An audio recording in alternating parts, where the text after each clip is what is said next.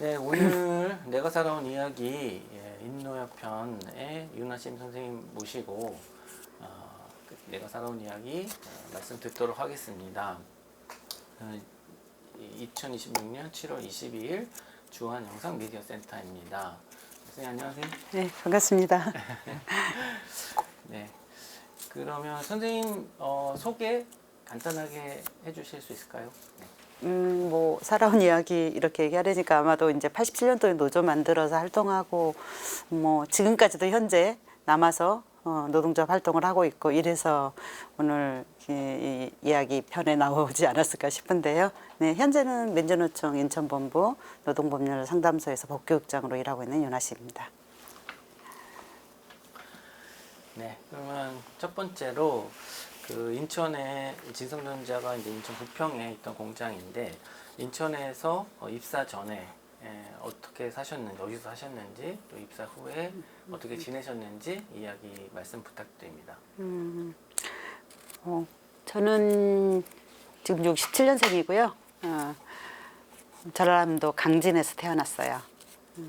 그리고 제가 초등학교 6학년 때, 국민학교죠. 그때는 6학년 때 박정희 대통령 사망, 뭐 이 소식을 듣고 저희 아버지가 라디오를 듣다가 깜짝 놀라면서 막 울었던 이런 기억, 저도 따라서 울었고, 뭣도 모르고, 이제 이랬던 기억이 있고, 나라가 큰일 나는 줄 알았어요. 아버지가 우니까. 그랬었는데, 그러다가 중1, 이제 중학교 1학년을 들어갔는데, 강주항쟁이 일어난 거죠. 그때까지도 많은 그 사람들이 시민군이 정말 강진까지도 내려왔었고 마을에서 어르신들은 뭐 시민군이 오든 군인이 오든 먹을 거를 다 내주자 그래야지 뭐 탈이 없다 이런 분위기가 있었어요. 그런 줄은 알았는데 되게 좋아했던 역사 선생님, 사회 선생님이셨는데 여성 선생님인데 학교 아마 처음 발령 났거나 이랬었던 것 같아요. 그 선생님이 며칠째 안 보였어요. 그래서 걱정을 했는데 나중에 보니까 동생이 이제 학생이었고 시위하다가 사망한 이제 이런 상황이었더라고요. 그래서 그때 이제 강주항쟁에 대해서 알게 되는 상황이었고, 그리고 이제 그 광주로 저는 이제 학교를 들어가게 됐어요. 천주교 재단인 광주 살레시오여고라고 그러는데 거기 다니게 되었는데, 광주 가니까 강진에서는 못 느꼈던 분위기가 여기서는 5.18 얘기하면 안 돼. 그래 얘기하다가 잡혀가. 친구 엄마 내가 이렇게 분식집을 했는데 분식집에서 뭐 먹고 있으면 엄마들이 막 그 얘기하면서 얘기 못하게 하고 저는 이제 궁금해갖고 물어보고 뭐 이런 분위기도 좀 있었고요. 그때부터 이제 뭔가 조금 이제 분위기는 그 시민 뭐 민주화 운동 이런 거는 이제 좀 알고는 있었던 거고, 특히 저희 학교가 미션 스쿨인데 수녀님들이 많이 계셨거든요. 수녀님이 교장 선생님이셨는데. 그 5.18 이제 전에 뭐 5월만 되면 이제 분위기가 광주 분위기가 이미 시끌시끌하죠. 조선대가 옆에 있었어요. 그래서 조대 학생들이 데모를 하다가 저희 학교 담 넘어서 이제 도망 오면 수녀님들이 숨겨주고 뭐 이랬던 과정들이 있었어요. 입시 위주의 공부를 강요하는 건 굉장히 싫었는데 수녀님들이 막 그럴 때는 막 싫어하고 그랬는데 그렇게 사람 숨겨주고 그거에 뭔가 이렇게 하는 의미들은 되게 좀 좋았었던 것 같아요. 수녀님들 하시는 거. 그렇게 이제 생활하고 수녀님들이 그 5.18 다가오면 좀 빨리 학교를 끝내고 보냈어요. 어디 돌아다니지 말아라. 이제 이런 그런 과정이었던 것 같은데, 그러고 이제 전 대학 준비하다가 뭐 중학교 때 아버지 돌아가시고 이러면서 큰 오빠가 이제 가정을 이끌고 이러면서 대학 보내기는 어려울 것 같다. 그러니까 아예 이제 장학금 주는 대로 뭐 강주에 있는 약한 대학이나 이런 데는 모를까 그러지 않는 데 수도권 이런 데는 어렵다라고 해서 포기했죠. 그냥 원서 쓰는 날 막 울면서 이제 원서 쓰는 날 그냥 인천에 있는 오빠네로 올라오게 됐고요. 그때가 86년이었어요. 86년 1월달에 올라왔는데 오빠가 이제 공부를 해서 공무원을 해라. 그게 제일 먹고 살기 좋다라고 해서 공부를 했죠. 1년 동안 이제 뭐 학원도 다니고 그렇게 하다가 했는데 떨어졌어요. 그래서 이제 오빠한테 계속 이거 언니는 오빠한테 이게 부담 주는 거라는 생각이 들어서 제가 이제부터는 아르바이트도 뭐 이렇게 일을 해서 돈을 벌어서 제가 알아서 공부할게요라고 해서 제가 그때 왔던 데가 80년 1월달에 왔던 데가 상곡동이었어요. 거기가 이제 지금으로는 그 상곡동 롯데마트 건너편에 일제 강점기 때 지었던 이 조그만 한 집들 타닥타닥 붙어 있는 정말 길거리에 바로 문 열고 들어가면 이제 뭐 집이고 이런 주택들이었는데 거기에 이제 살면서 집에서 좀 가까운 곳이 이제 진성전자였어요. 그때 마치 모집한다라는 공고가 있었고 걸어 다닐 수 있는 거리더라고요. 그래서 진성전자를 이제 들어가게 된 거죠. 저는 그래도 제가 노조 활동하기 전에는 제가 강주에 있을 때 저는 영향력이 이제 강주 항쟁의 영향력도 있었지만 저희 위로 바로 위에 3살 위 언니가 구로동에 그 효성물산이라고 미싱하는 노동자였어요.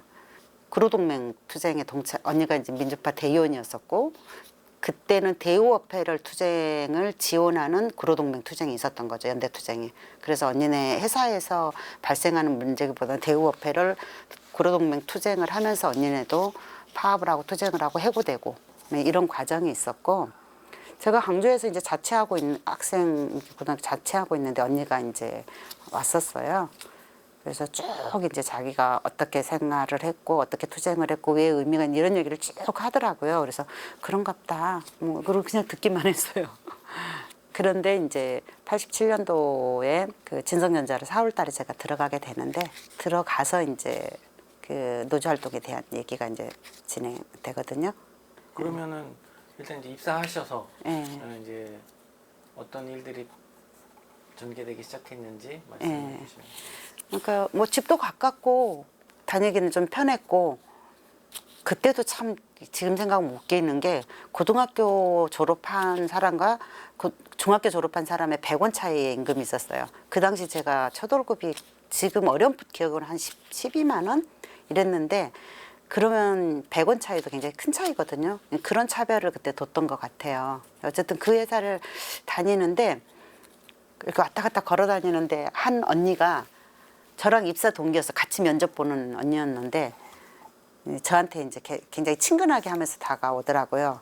저는 느낌에 저 언니는 뭔가 목적의식을 갖고 저한테 접근한다는 생각을 했어요.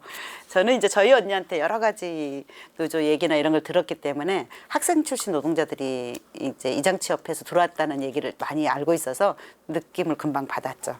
그래서 이 언니하고 얘기를 하는데 언니 저도 조금은 얘기는 들었어요. 뭐 저희 언니도 이랬어요. 근데 아직 뭐 저는 그런 생각이 없어요 라고 언니한테 솔직하게 얘기했어요. 이 언니 결국 한 달 만에 잘리더라고요. 들통난 거죠, 이작표. 근데 그 언니가 이제 그 현윤혜 씨라고 나중에 인노요 편집위원 하시거든요. 지금은 이제 그 그림 그리는 화가로 활동 중이세요. 그러셨던 언니인데 어쨌든 짧은 인연이었지만 나중에 인노에 모셔 이제 편집위원 활동하셔서 계속 이제 만나고 얘기도 하고 이제 이랬던 과정이었는데 그거는 그렇게 넘어갔어요.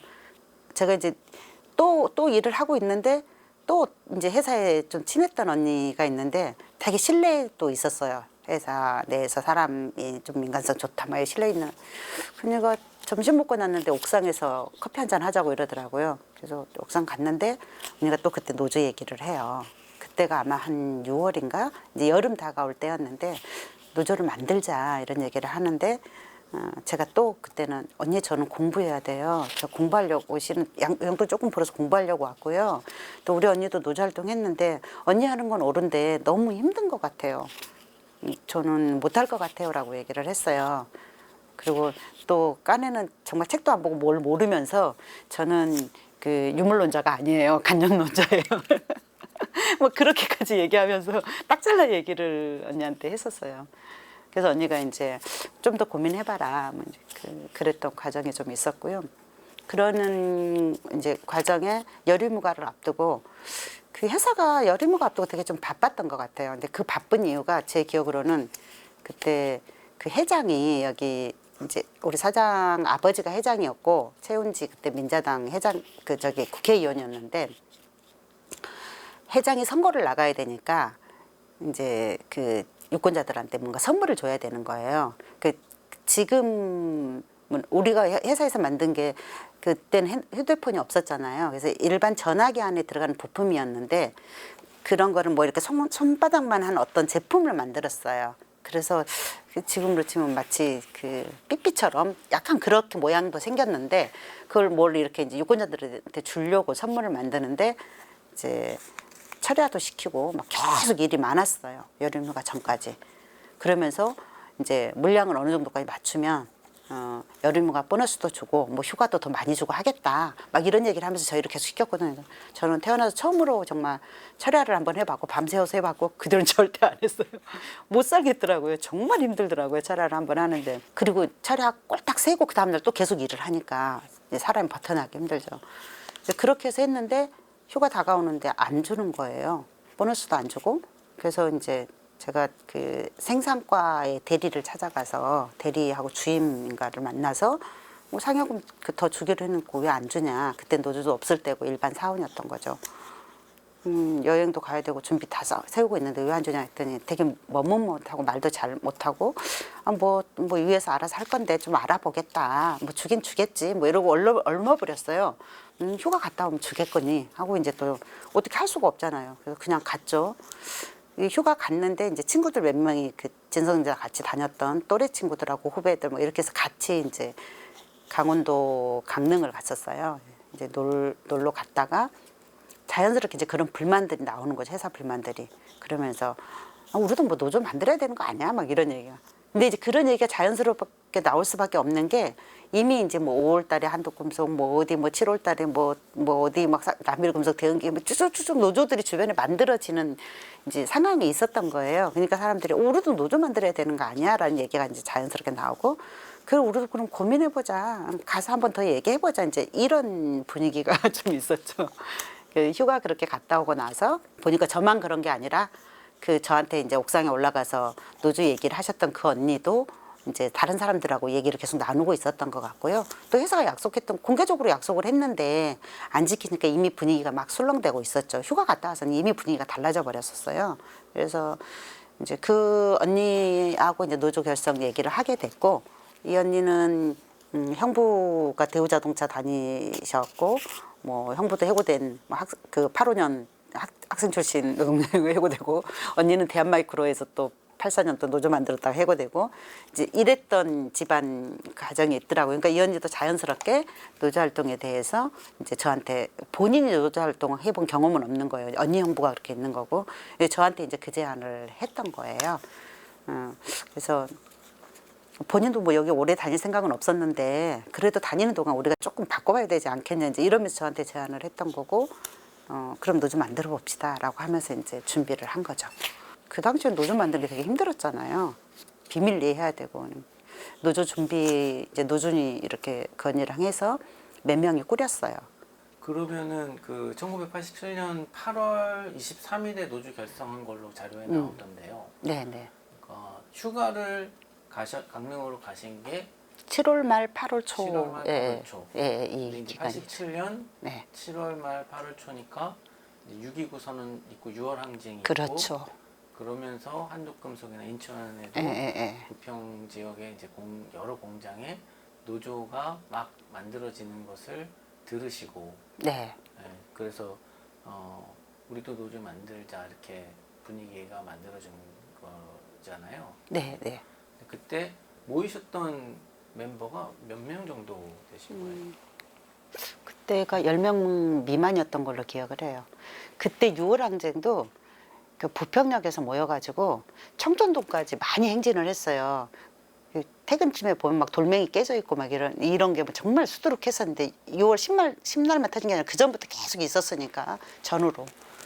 그래서 그런 분위기, 사회적 분위기 다 느끼고 있었고 회사에서는 이제 막 쓸데없이 돌아다니지 마라 그러고 막 빨리 퇴근도 시키고 막 이랬던 과정이 있었죠. 그런 분위기가 이제 많이 작용을 했고 사회적 분위기는.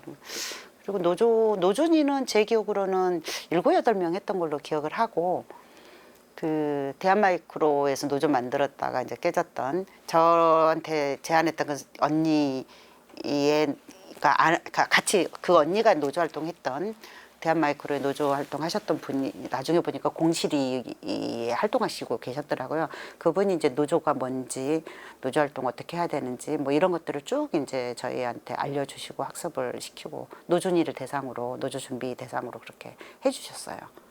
그래서 그러면 이제 어느 정도 우리는 좀 그래도 노조가 필요하다는 거 그리고 어떻게 준비할지 탄압 들어오면 어떻게 해야 될지 이런 얘기들은 들었는데 뭐 어디서 결성식 할까 이제 이게 고민이었던 거. 그 당시 노조 결성은 항상 비밀리에 했고 좀 왔다 갔다 하는 사람들은 안 데리고 왔죠. 일단 노조는 만들어 놓고 나서 나중에 그런 사람들한테 이제 섭외를 했고 좀 회사하고 가깝다는 사람들한테는 아예 제안을 안 했던 분위기였는데 고민하다가 제가 이제 그 살레시오 천주교 학교를 다니고 졸업하고 나서 보니까 뭐 이렇게 이제 천주교에 대한 애정도 생기고 수녀님들도 이제 생각이 나고 이러더라고요.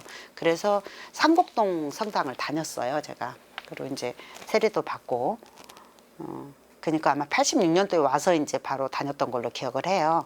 그래서 87년도 노조 만들 시점에는 이제 이미 세례를 받고 제가 이제 세례명도 있고 이제 이런 상황이었는데 그때도 그 JOC 활동하시는 이제 까타리나라고 하는 언니가 있는데 그 언니가 저한테 상곡동 성당 JOC 활동하자라고 제안했는데 그때는 활동을 안 했어요. 그냥 고민이 이제 노조 만들 곳을 어딜까 하다가 그 언니하고 상담을 했어요. 까타리나 언니한테 우리 노조를 만들 건데 여기 성당을 좀 빌리면 어떻겠냐.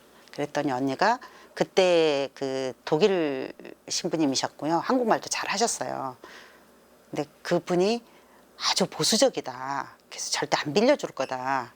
이제 언니는 그렇게 얘기를 했고 저는 이제 그래요. 일단 그럼 한번 신부님을 면담 신청을 해서 만나볼게요. 라고 했는데 정말 혼자 갔어요. 혼자 가서 신부님한테 이제 미리 얘기를 해놓고 면담 신청을 갔는데 신부님이 생각보다 너무나 흔쾌히 노조 만들려고 하는 거예요. 빌려주겠다는 거예요. 근데 상곡동 성당 지하에 교육실들이 여러 칸의 교육실들이 있었거든요. 그래서 이제 신자들이 없을 때 그래도 써야 되니까 일요일 날 미사가 다 끝나는 시점. 그래서 이제 오후에 이렇게 잡았거든요. 그래서 그때 다 모여라라고 해서 몇 명 모였는지 기억이 안 나요. 그때 생각보다 좀 많이 왔어요. 막 아름아름 다 이제 노조인 사람들이 친한 사람들 다 데리고 왔는데 그때 이제 노조 결성식을 하고 근처에 짜장면 먹고 다음날 보고대회 하고 이제 이런 과정이었고 그 당시는 노조 보고대회 한다는 게 이제 그때부터 농성에 들어간다는 의미예요. 87년 그때는 그랬거든요. 그래서 저희는 이제 노조 준비 그 팀들은 다 이제 노조 최소한 그 온 날 거기 창립대 온 사람들한테는 다음날 보고대회 할 거니까 보따리 싸들고 와라. 며칠 못 들어갈지 모른다. 그때는 이미 다른 사업장 노조 만들어졌는데 뭐 5일 만에 또는 하루 만에 뭐 정권농성이었거든요. 정권농성 하루 만에 끝났대더라. 뭐 며칠 만에 끝났대더라. 우리는 여성이 많고 뭐 다수 뭐 이러니까 언제 끝날지 모르니까 무조건 이제 준비하라 막 이랬었죠. 근데 저희가 이제 전술적으로 고민했던 거는 노준이의 노조 위원장 되신 분이 노준이 참여는 안 했었어요. 그분도 약간 걱정되긴 하는데 노준이 자기는 뭐 노조 나중에 필요하다라는 생각은 하는데 그런 정도였는데 우리가 이제 그분이 남성이었고 대다수 100명 넘는 여성들은 2층에 저희가 그 조립 파트에 있었고 남성들은 1층에 기계실에 있었는데 15명 정도가 있었어요. 근데 남성을 노조위원장으로 시키자. 그래야지 회사가 이제 구사대가 들어올 때 좀 막아낼 수 있지 않겠냐. 남자들을 배제시키고 우리끼리 하면 저 사람들이 구사대 될 수 있다. 이제 이런 얘기들이 돌면서 노준이 활동은 안 했지만 노조위원장을 세웠어요, 그분은. 그리고 이제 노조 간부들하고 이제 이런 과정이었고요. 그 당시 이제 저는 노준이 활동을 했었고 저한테도 이제 임원 얘기가 나왔지만 그 당시 법이 2년 이상 회사에 입사한 지 2년 이상 근무해야지 노조 임원으로 나갈 수 있는 그 악법들이 있어서 나중에 이제 88년도 이후에 이제 없어지고 정치 활동도 그때 금지되고 뭐 그런 것들이 다 있는 상황이어서 저는 이제 초창기에는 노조 임원으로 나가기 어려운 조건이었고요. 그래서 그때 이제 교육선역부장을 하죠. 초창기 처음 노조 만들 때는. 그래서 그 남성분 그렇게 세워놓고 나니까 이분이 좀 대심이 약했던 것 같아요. 처음에 어쨌든 노조 지키는 것까지는 했어요. 저희도 이제 농성하고 전국농성하고 들어가 이제 하면서 회사가 이제 결국에는 들어주고 이래서 이제 저희도 농성 풀고 이제 정상하고 이랬던 과정이었죠. 그분이 이제 1대 일대 위원장, 예. 초대 위원장님이 예. 정영동. 그건 근데 예. 자료에 보면은 이제 나중에 불씨님 거의 그런 분위기였죠. 네, 그리고 2대 위원장이 네. 되시는데 이제 그분에 대한 불신들이 이제 많고 회사와의 관계나 이런데 이제 분명히 간부들 논의해서 결정하면 위원장이 좀 대심 있게 가야 되는데 좀 모르고 뭐 교섭에서 좀뭐 뒤처지고 막 이런 과정들이 있다 보니까 이제 불신들이 팽배했고 아, 더 이상 안 되겠다 막 이런 분위기가 있을 때 불신 투표까지는 안 갔는데 본인도 이제 분위기를 알고 내려온 거고요. 내려오고 그 퇴사까지 해버렸어요. 이제 자신 없으니까. 그러고 그 당시는 뭐 이제 노조 활동하면 뭐 만일에 회사하고 뭐 좀 꼼짝꼼짝 어영이다라고 하면 바로 그냥 그 불신임 하는 이런 가정도 있었고 감히 그래서는 안 되는 분위기들이 87년도에 노조 쭉 만들어진 그런 분위기들이 있었기 때문에 그분도 스스로가 아마 못 버텼던 것 같고요.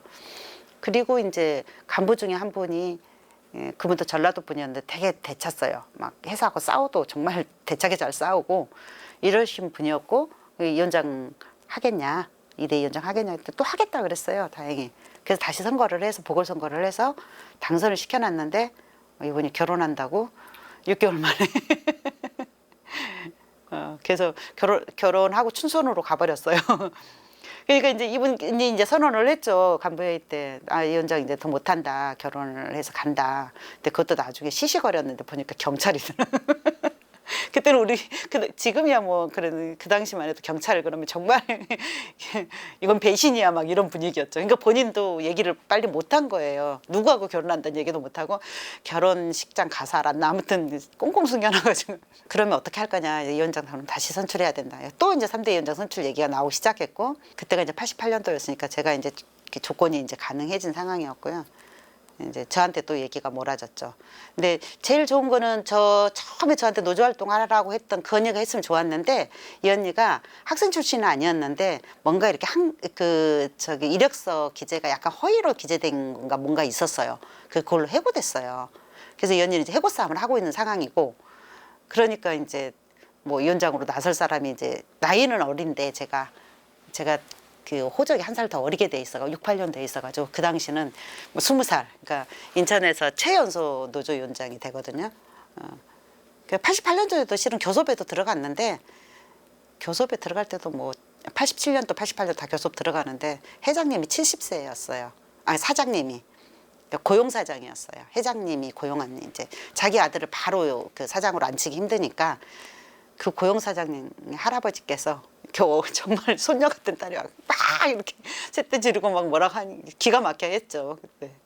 지금 생각해도 제가 좀 너무했구나. 그땐 그렇게 싸워야 되는 걸로 알고 막 책상 쳐가면서 막 그러시면 안 되지 막 이랬어요. 지금 생각하니까 좀 미안하더라고요.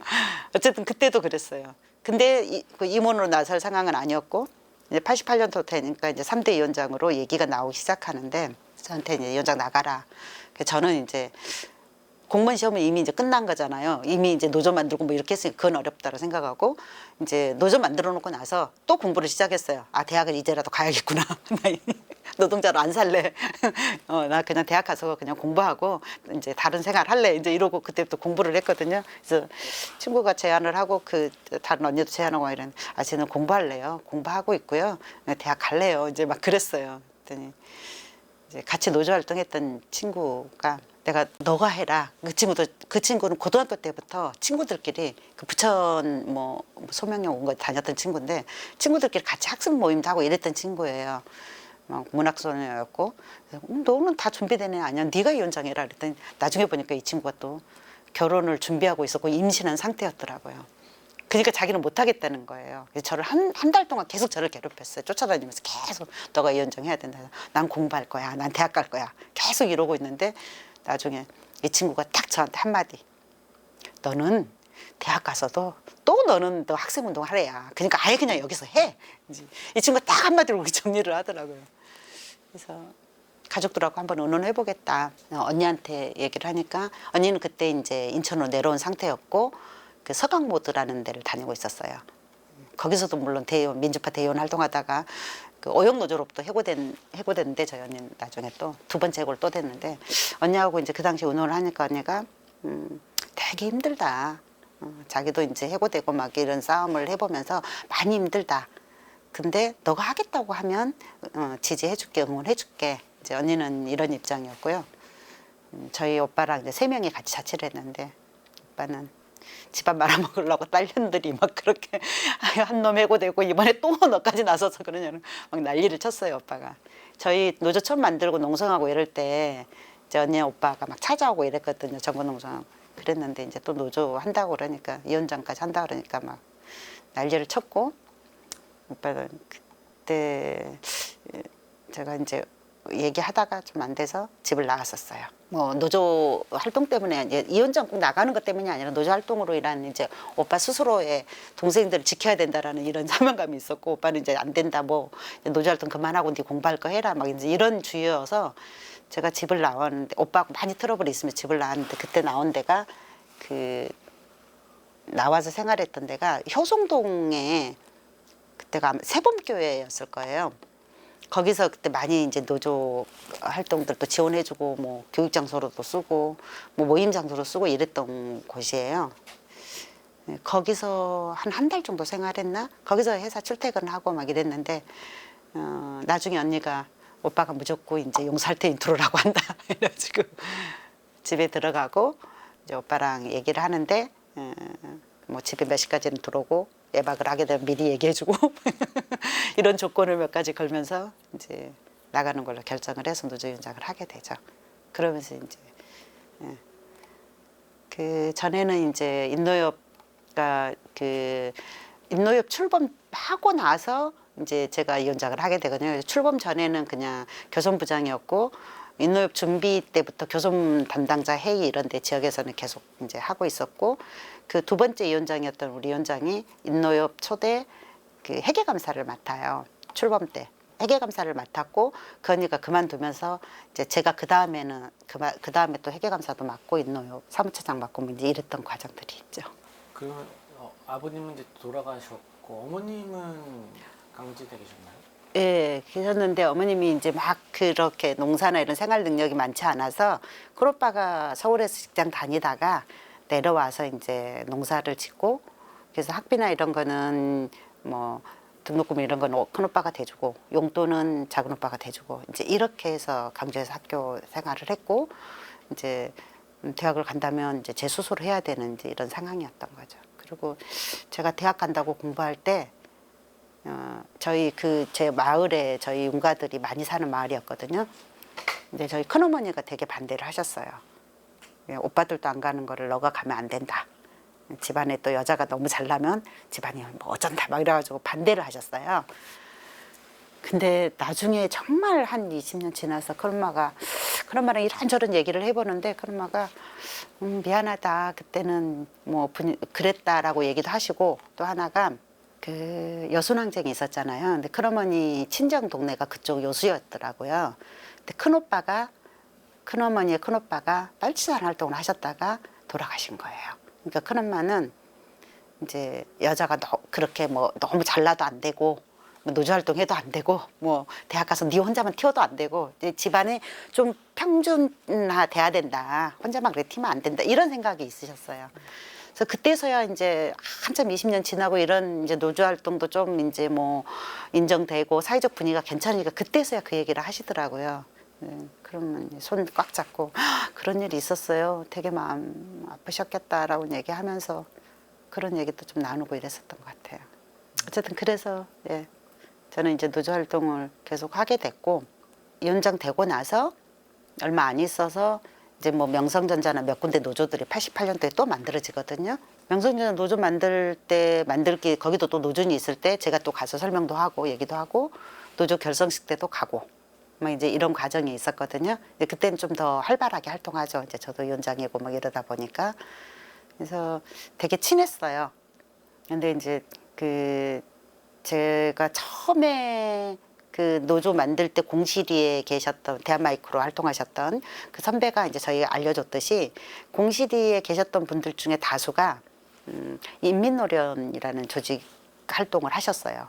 물론 갈라졌죠 여러분들이. 근데 저는 그 당시는 그런 상황을 모르고 나중에 이제 알게 됐는데 저희 노조 위원장 할 때 그 인노협에서 좀 튀는 위원장들 몇 명을 그분들이 이제 생각을 하고 학습을 제안이 들어왔어요. 그래서 그 김 기자, 그 명성윤자 위원장 하셨던 그분, 저, 그다음에 그 까치마을에 있었던 그 조태천 위원장이라고, 예, 거기, 그리고 신강기업 그 형광등 만드는 조태천 위원장, 경일학, 경일학 조태천 위원장, 신강기업 신덕철 위원장 이렇게 4명을 이렇게 학습을 했고, 뭐 공산당 서론부터 시작해서 막 이제 공부를 하는데, 그래도 가장 열심히 공부해간 사람 저였어요. 그래서 선생님이 되게 이뻐했는데, 되게 선생님 좋으셨는데 그 길지 대표셨던 윤철호 선생님이라고, 그분이 저희 사부였어요. 굉장히 고마우신 분이죠.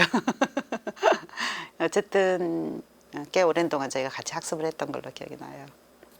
그러다가 그게 이제 아마 88년 말 89년 뭐 이렇게 쭉 학습을 해오다가 90년도에 이제 탄압을 받기 시작하거든요. 그러니까 89년 말부터 이미 공안정국이라는 분위기가 막 생기기 시작해요. 노조 탄압들이 그때부터 막 다 그 단체협약에 확보된 노조 활동이나 이런 것을 다 인정하지 않고 꼬투리 잡고 뭐 고소고발하고 막 이런 분위기가 곳곳에 노동조합들이 생겨나고요. 뭐 일부는 뭐 이전하면서 노조가 깨지기도 하고 막 이런 분위기가 계속 만들어지거든요. 89년 말에. 근데 이제 그런 과정에 우리는 인노협은 이미 만들었고 진노협들이 먼저 만들어지고 나중에 전노협이 만들어지잖아요. 90년도 초에 이제 1월 22일 날 전노협이 만들어지는데 그때가 민자당 합당하는 날이에요. 최일범 씨. 그러니까 딱 그 날짜가 이제 맞아 떨어졌고 그 정권에서는 민자당 합당 이걸 앞두고 89년 말부터 노조부터 때려잡자 이제 이 분위기가 있었던 거죠. 그러니까 87년부터 해서 한 2년 동안 쭉 노조 운동이 발전하니까 이제 어떻게 때려잡을까 이 고민을 했던 것 같고 정권에서는 자본에서는 노동조합을 탄압해서 뭐 이렇게 해산시키기도 하지만 주로는 폐업이 많았었어요. 다른 데로 이전하면 뭐 폐업도 하고 이전해버리는. 그래서 효성동 뭐 여기 그 청천동 주변에 사공단에 있었던 공장들이 많이 이제 뭐 남동공장으로 가거나 뭐 아산이나 뭐 충청도권으로 가거나 이러면서 노조가 또 깨지기도 하고 막 이런 분위기였죠.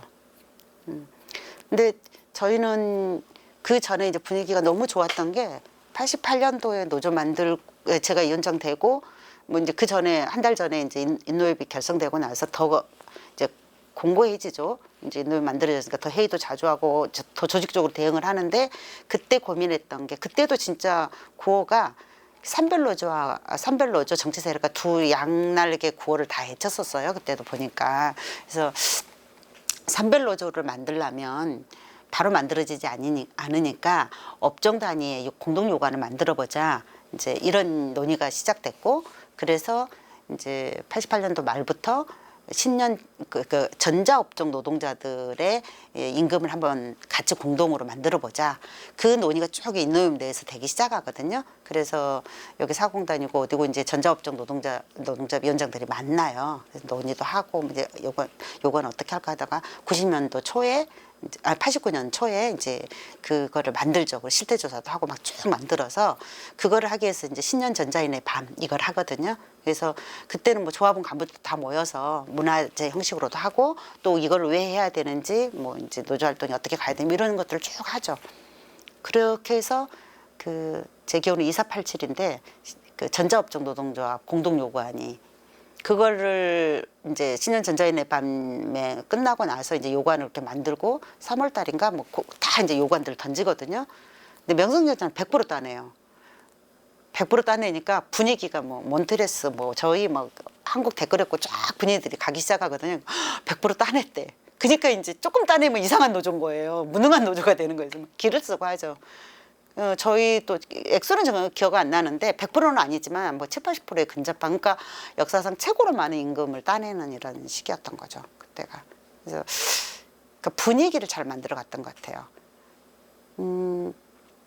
지금 뭐 민주노총이나 뭐 이런 상급 조직이 아닌 거잖아요. 임의 조직이잖아요. 어찌 보면 인노협이. 근데 결속력도 대단했고 요구안 발송하는 날 맞추고 뭐 그 쟁의 조정하는 일정 맞추고 언제 파악하고 이런 거를 다 맞췄어요. 그리고 그 다른 데가 따낼 때까지 조금 기다리자 막 이런 거 분위기 있잖아요. 우리 따냈다고 막 끝내버리면 안 된다. 분위기는 막 이제 우리 100% 따냈어 이런 거는 다 알려주지만 기다려줘서 다른 데가 비슷한 시기에 좀 같이 끝내주자 막 이런 분위기가 있었어요. 그래서 어쨌든 그 해에 그 전자업종 노동조합들이 되게 이제 열심히 해서 많이 따내고 그 분위기를 지역에서 많이 만들어냈죠. 인노협 신문에도 보면 그게 좀 나와요. 그래서 신년전자 그러니까 그 전자업종 노동자들 뭐 신년전자인의 밤 그 요구안 얼마 뭐 이런 것들이 나오거든요. 되게 좀 역사적이었던 것 같아요. 제 기억으로는. 그게 1989년 1월에 네. 신년 전자인의 밤 예. 이런 게 있었고 근데 제가 그 자료에 보니까 89년에 조합원 수가 증가했다 뭐 이런 게 나오거든요.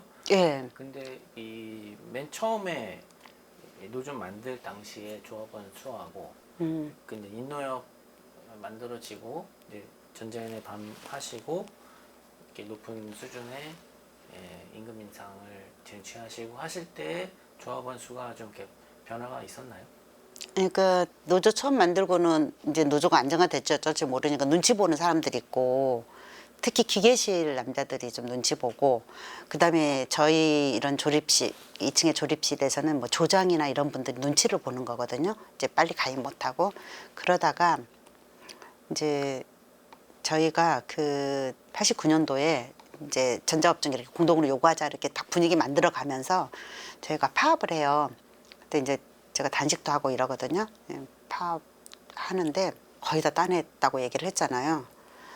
막 그때도 이제 전고농성하면서 막 이제 따내고 막 이렇게 농성하고 막 이랬는데 거의 이제 마무리 협상하고 따내고 이제 파업 풀고 그날 이제 막걸리 먹는 잔치를 마당에서 했어요. 근데 조장이셨던 그때 당시 50대이셨던 언니였는데 그때는 이제 아줌마라고 불렀죠. 조장 아줌마 이렇게 불렀는데 조장 아줌마가 저를 막 껴안고 펑펑 우시는 거예요. 고맙다. 연장 고맙다. 나 너무 기쁘다. 막 이러시는 거예요. 그러니까 많이 따내서 그런가 보다 했는데 그것보다는 사람들이 그러니까 대리나 뭐 이런 관리자들이 조장인데 조장이라고 안 부르고 아줌마 아줌마 이렇게 너무 그렇게 막 부른 거예요. 그게 너무 기분 나빴던 거예요. 근데 노조 만들고 대하는 게 조금 달라졌다는 거고 이번 싸움 과정 싸우고 나서 뭐 이런 것들이 다 조장이라고 부르는 거나 자기를 그렇게 예우를 해주는 거라 이게 너무 좋았다라는 거예요.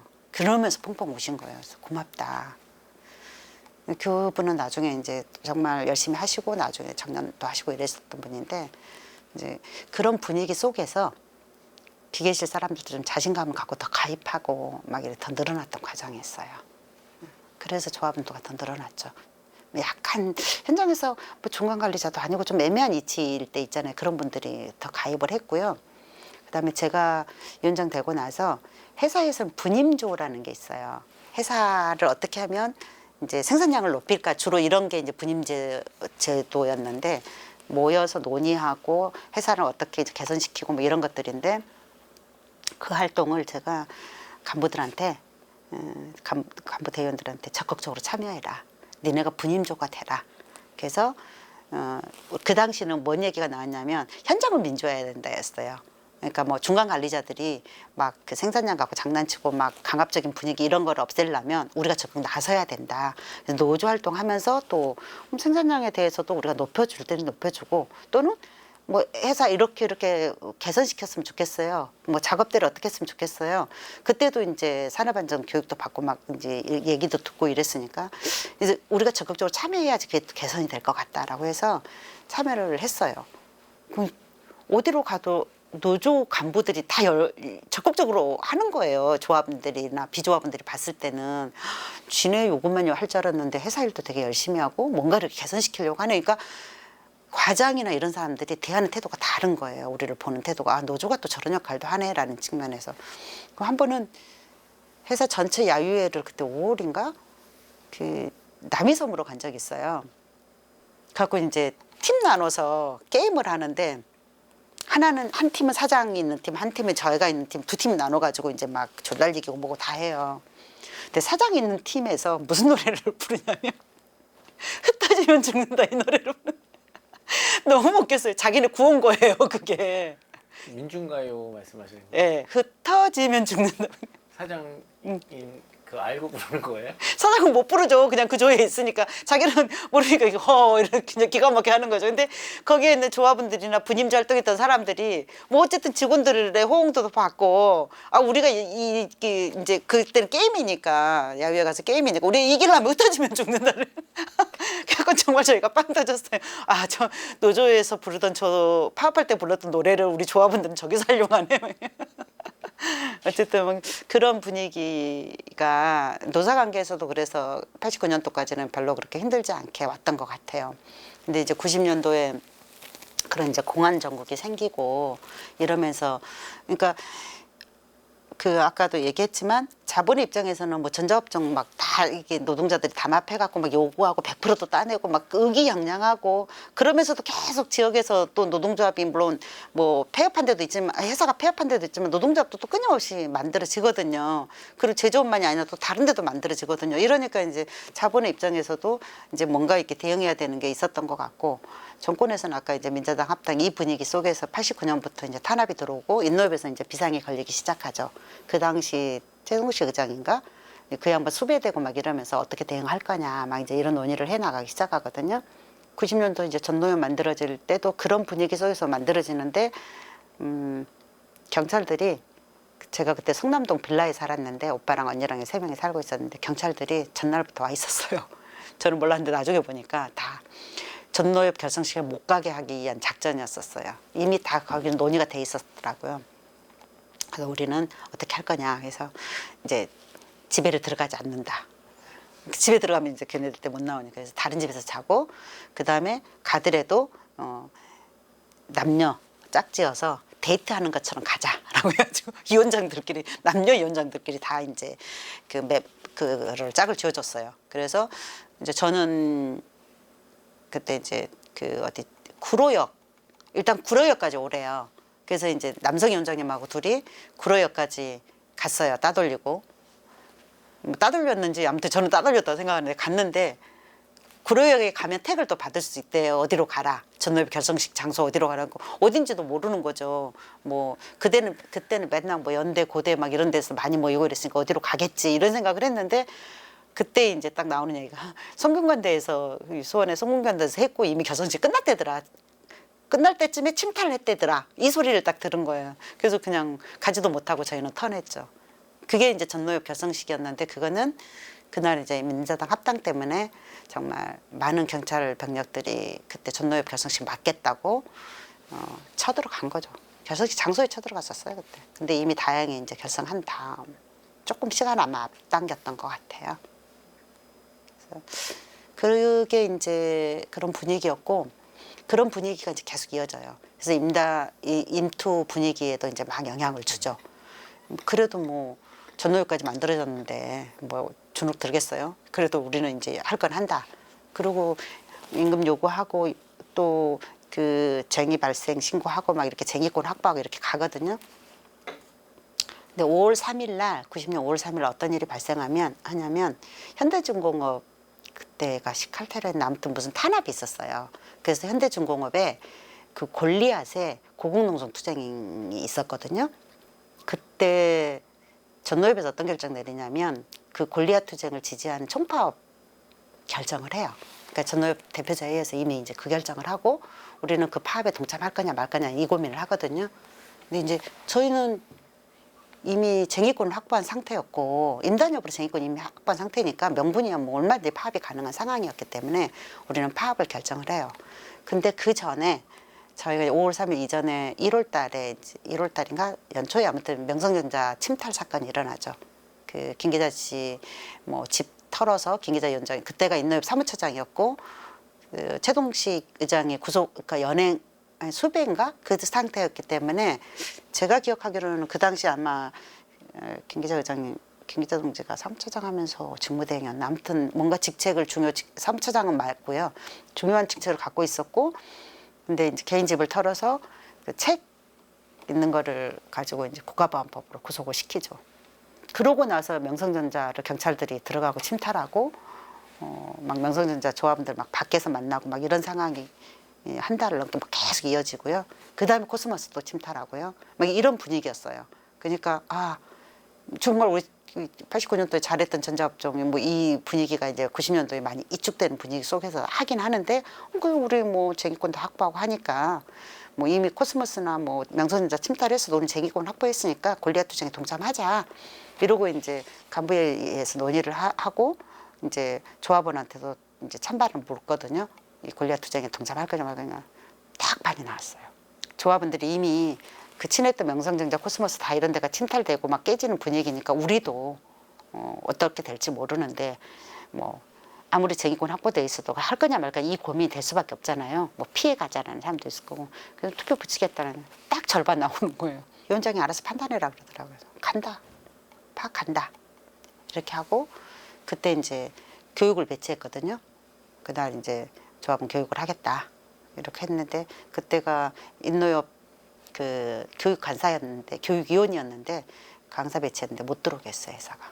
그래갖고 외부 강사도 안 되고 막 이제 이런 상황이었는데 그거를 이유로 회사가 이제 저를 업무방해로 고발하고 그 다음에 뭐 파업 투쟁할 때 결국에는 이제 공권력이 들어오게 됐는데 그때 저 이제 조합원들하고 마당에서 뭐 집회하고 막 이렇게 뭐 저희 행사 파업 프로그램 행사하고 막 이럴 때 회사 노무관리자가 막 와서 이렇게 삿대질하면서 저희한테 시비를 걸고 오히려 막 뭐 여기서 파업한다고 뭐라 하고 막 이랬거든요.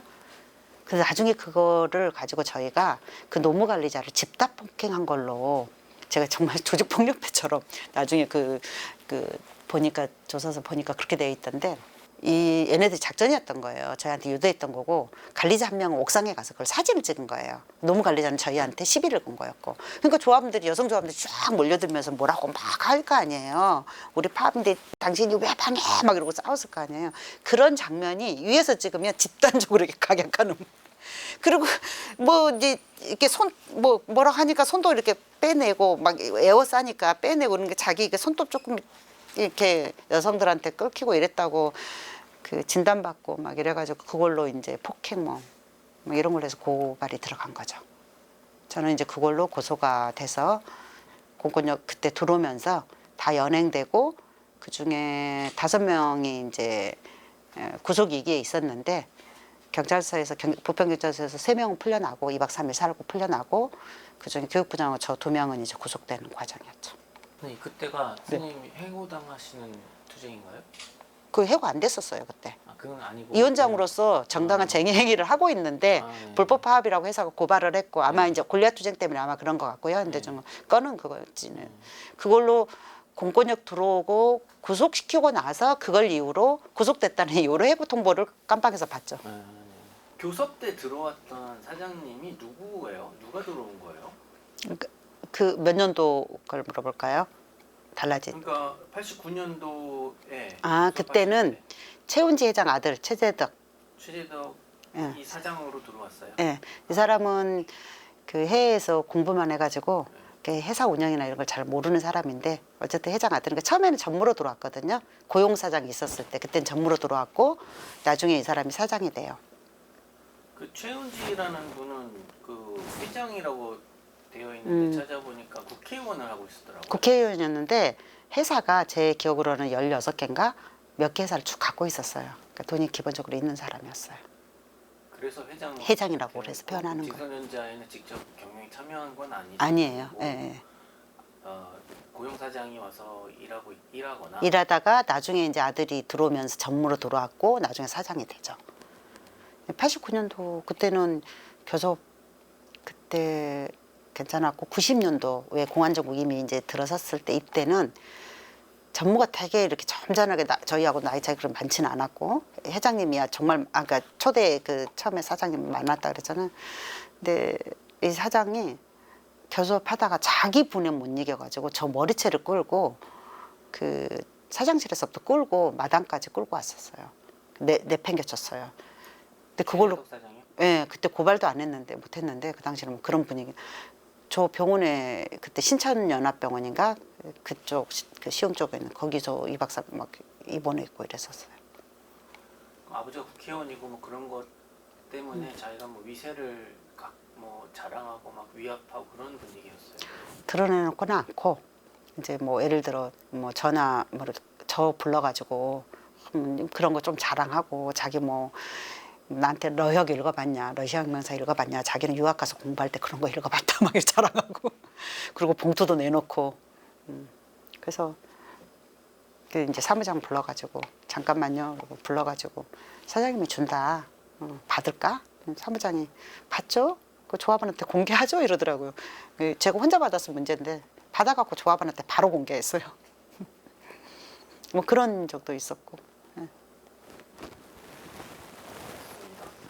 그러면 이제 90년대 와서 그 총파업, 그 인노협 총파업, 그 전노협 총파업이었죠. 전노협 총파업에 예.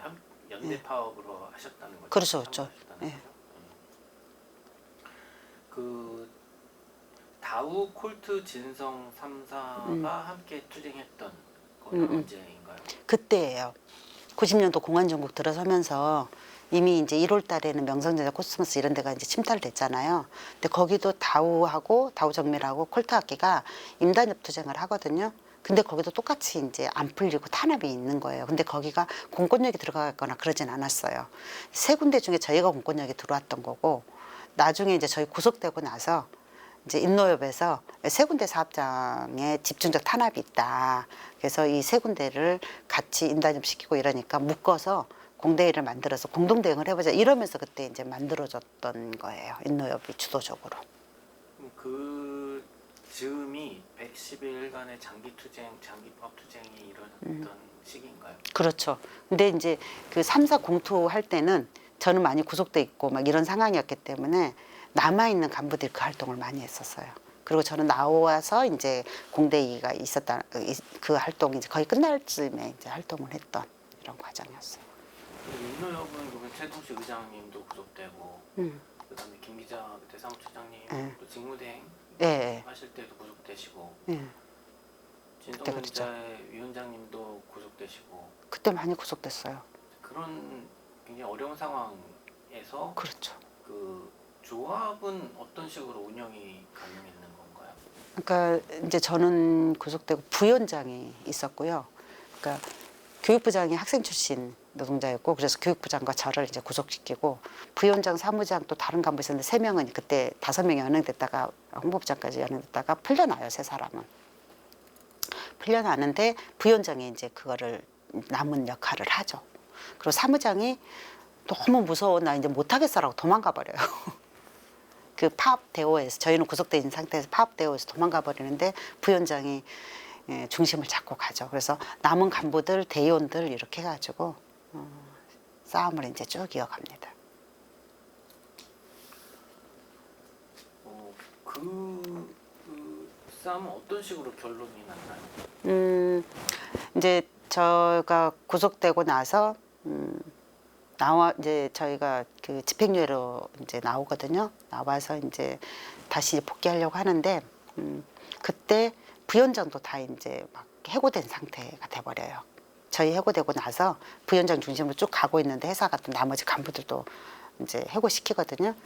해고 안 된 사람이 대의원이었어요. 근데 이제 이 친구 되게 착하고 같이 활동은 했지만 막 주도적으로 뭘 할 수 있는 친구는 아니었어요. 그래도 어쨌든 세워야 되잖아요. 그래서 그 친구를 비대위원장 이런 식으로 해서 세워요. 그리고 저는 이제 해고됐지만 그 당시 어쨌든 저는 이제 부당해고 구제 신청 뭐 이거 해서 하고 있었고, 진호위에서는 저희가 부당해고다고 인정을 받아요. 정말 저희가 열심히 그걸 대응을 하거든요. 쟁의권 다 확보된 데서 파업했는데 웃기잖아요. 그걸로 했다는. 그래서 이기는 있는데 또 회사 가만히 있겠어요? 또 민주당 국회의원이신데 중노위 가니까 깨져요. 정치적 외압이 있었다고 다 이제 인정을 하죠, 중노위. 그리고 뭐 그쪽 이제 지게 되는데, 그때 저희가 90년도 파업할 때 저 파업하면 다 이제 정권농성한다 그랬잖아요. 정권농성하고 그 2층 기계 그 숙소 그 저기 막 바닥에서 자고 이러는데, 자고 일어났는데 나중에 보니까 기계 정말 동력선이, 그 기계에 들어가는 동력선이 이만큼 굵어요. 그게 다 잘라져 있는 거예요. 그걸 어떻게 여성들이 자르겠어요. 남성들은 기계실에 있고. 남녀 혼숙한다 이런 소문 막 그 당시도 막 나고 이러니까 우리는 철저하게 남자들은 기계실에 자고 우리는 2층에서 잔다 이렇게 했거든요. 근데 그 2층에서 누가 그걸 자르냐고. 자고 일어났는데 그런 거예요. 그거를 가지고 손해배상을 청구했어요. 그 당시 손해배상 청구된 데가 저희하고요. 저희가 아마 거의 최초였던 것 같은데 저희하고 기아차가 있었고요. 나중에 이제 전노협에서 손해배상 청구된 사업장 뭐 대책회의도 하고 이랬는데 어쨌든 정말 희한한 상황이었어요. 뭐 그 손해배상 대응과 부당이익 구제진정 대응과 이거를 막 같이 했었어요. 그래서 이제 그 나중에는 이제 회사가 저희 뭐 그걸 근거로 퇴직금도 막 압류해버리고, 근데 퇴직금 이제 전체는 압류 못하니까 절반을 주고 막 이런 과정이었는데 나중에는 손해배상도 자기네들 또 고법까지인가 갔다가 희야매하고 끝내고 중재하자라고 하고 저희도 이제 1년 넘게 해고싸움 하면서 중재됐던 것 같아요. 이 대의원을 세웠던 이 친구가 조금 하다가 너무 힘들어했어요.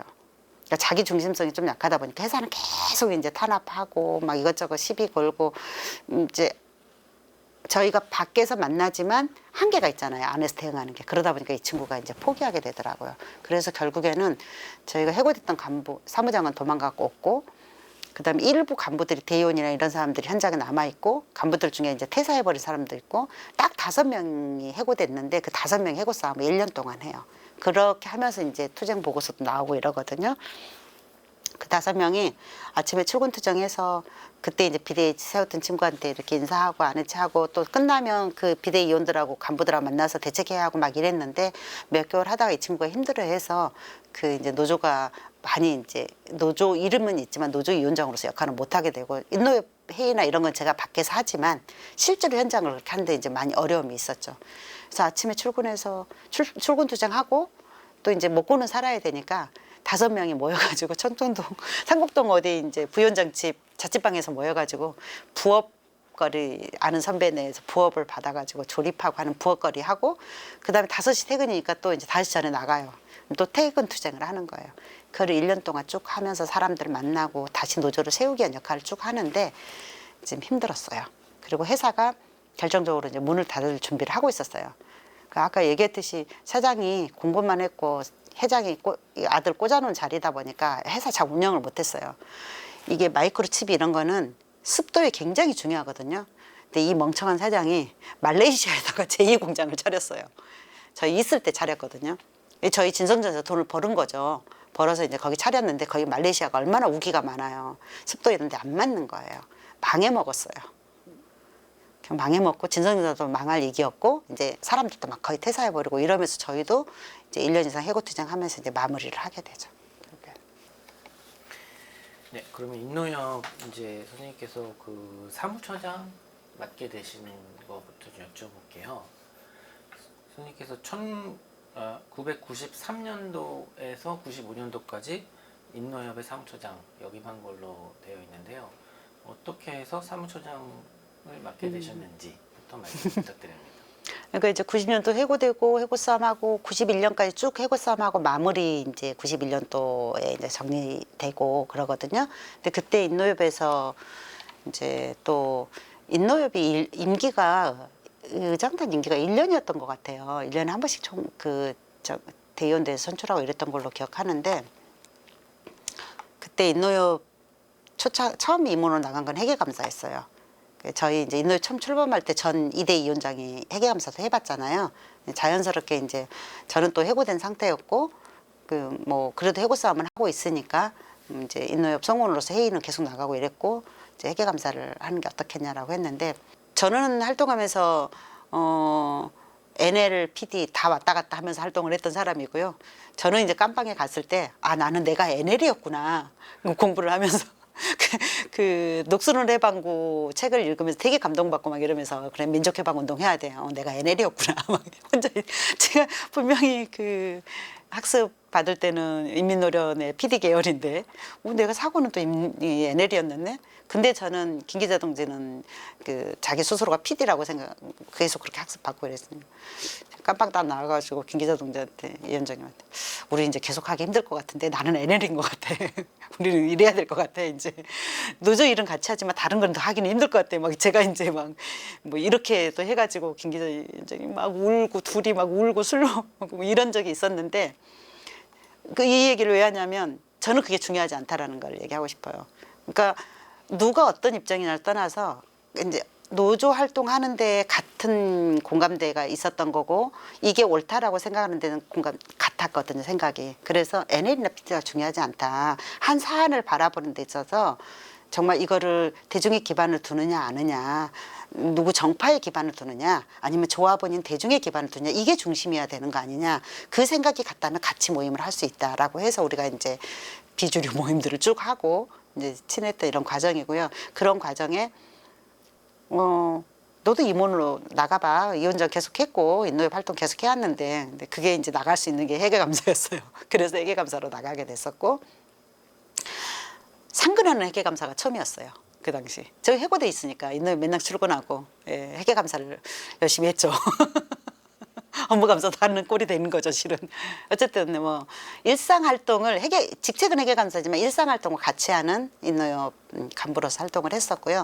그러다가 이제 왜 90년대부터 공안정국 들어서고 노조 활동들이 그 90년대 초반은 정말 그 폐업사업장 많고요. 뭐 이제 그때 뭐 봉제공장 그 전부터 그러지만 완구업체, 뭐 문구업체 뭐 이런 데들은 다 거의 다 폐업하거나 아니면 이전해 버리거나 이래요. 그래서 노동자비 이제 계속 이축되고 막 이런 분위기였죠. 그런 과정에 이제 92, 93년 넘어오면서 임원들도 잘 안 하려고 그래요. 인노협에 남아있는 사업장도 그렇게 많지는 않고, 인노협에 남아있는 것 자체로도 탄압이에요.